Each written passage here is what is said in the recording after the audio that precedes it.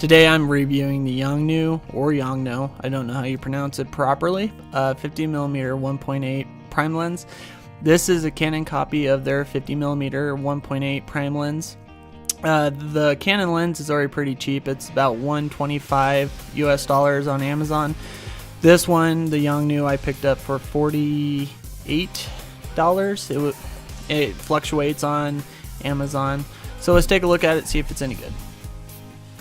Alright, so I've already unboxed this. I've had the lens for about a week before I started shooting any clips for this video. So I'll just show you everything that comes with the box. So as you see, we got the box.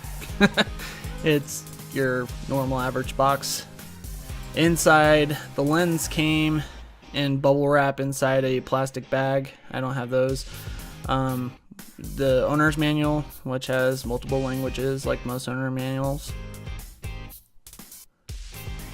Very intriguing.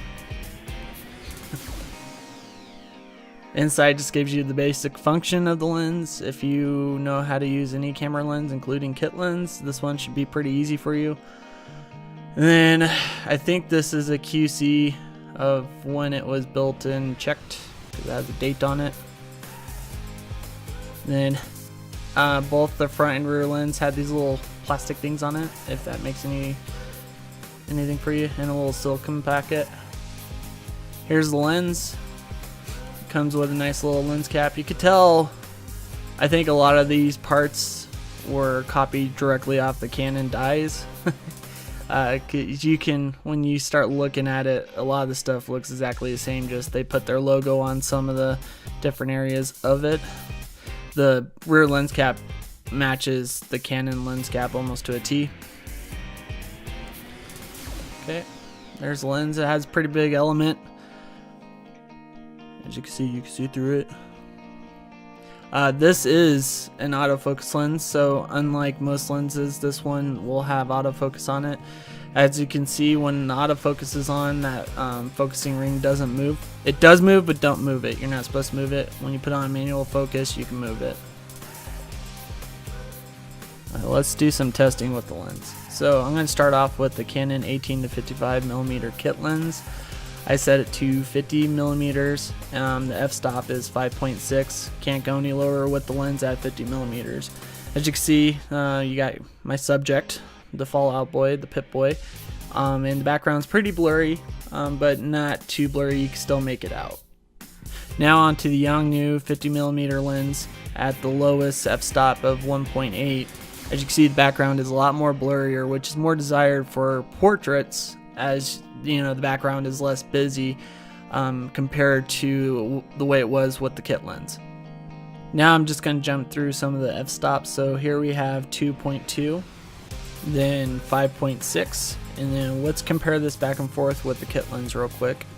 As you can see, there's not much of a difference other than the background seems to change a little bit, and that might have been my fault.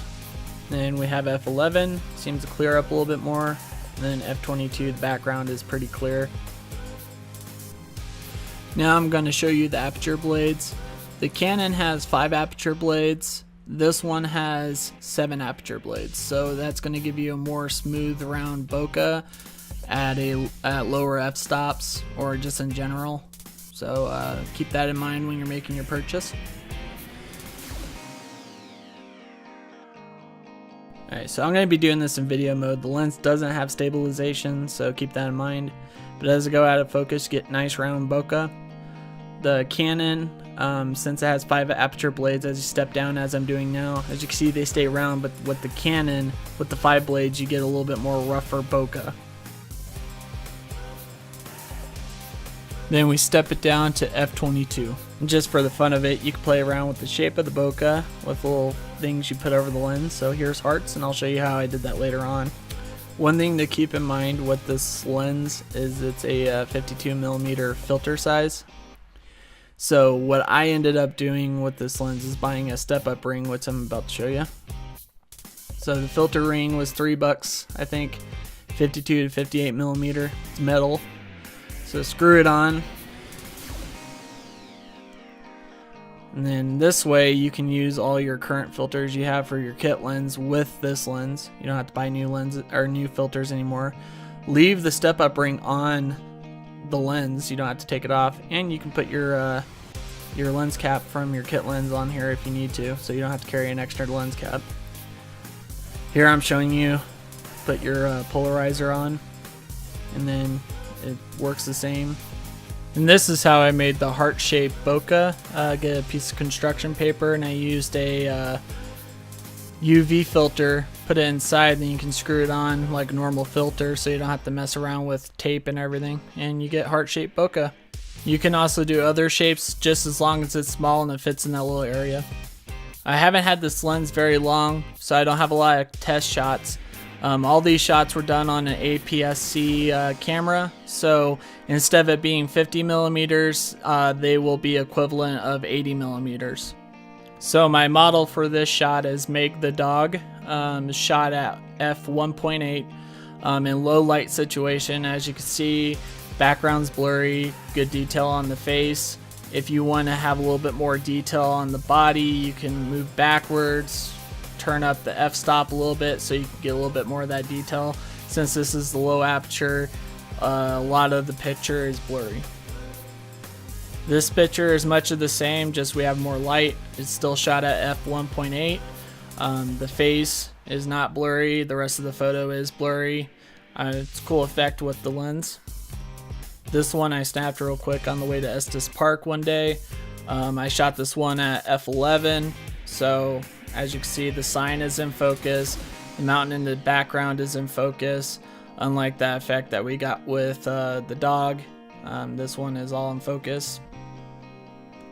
This one is also shot at f11, so as you can see, foreground and background are in focus, and they're both of these were pretty good pictures as they were shot handheld, just in a rush, so you don't get a lot of blurry, pictures are pretty clear. This is a quick shot I took of the Orion constellation. It's shot at f3.2. I was having a really hard time getting clear stars at f1.8. And it was really hard to focus this lens for astrophotography. It doesn't have a lot of travel on the focusing ring.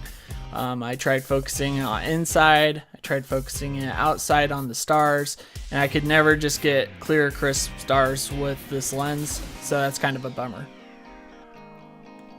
And this is the last picture I'm going to show you. This one was shot at f8. As you can see, it's just a good picture. I thought it came out really well. This is my favorite picture I've taken. I've only had the lens for a week now, so I haven't had a lot of practice and I haven't gotten used to it yet. But this picture definitely came out better than any of the kit lens pictures I've taken at the same area that day.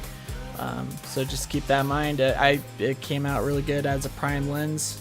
It just takes a little getting used to if you're only used to kit lens. Right, so final thoughts on it. I think it's a great deal for the price.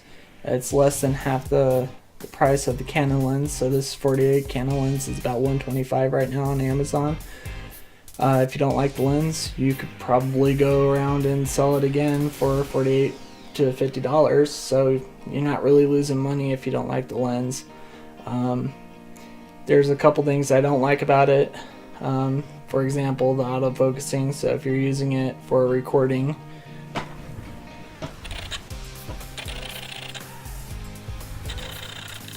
it's loud. So just keep that in mind if you want to use it for video. It has a very loud autofocus. It's better, it'd be more of a picture lens than a video lens. But hopefully I'll get a little bit more used to it the more I play around with it, and I'm sure you will too. So pick it up. 48 bucks, you can't really lose. It's the cheapest lens out there for the quality that you get. So have a great day. Hey, so I just want to also throw out there that I plan on making more reviews on camera equipment. The videos are probably not going to be one after another because I am a broke guy. So as I'm doing a review on a $48 lens, as you can tell, I'm not buying a Canon 100 to 400 millimeter lens.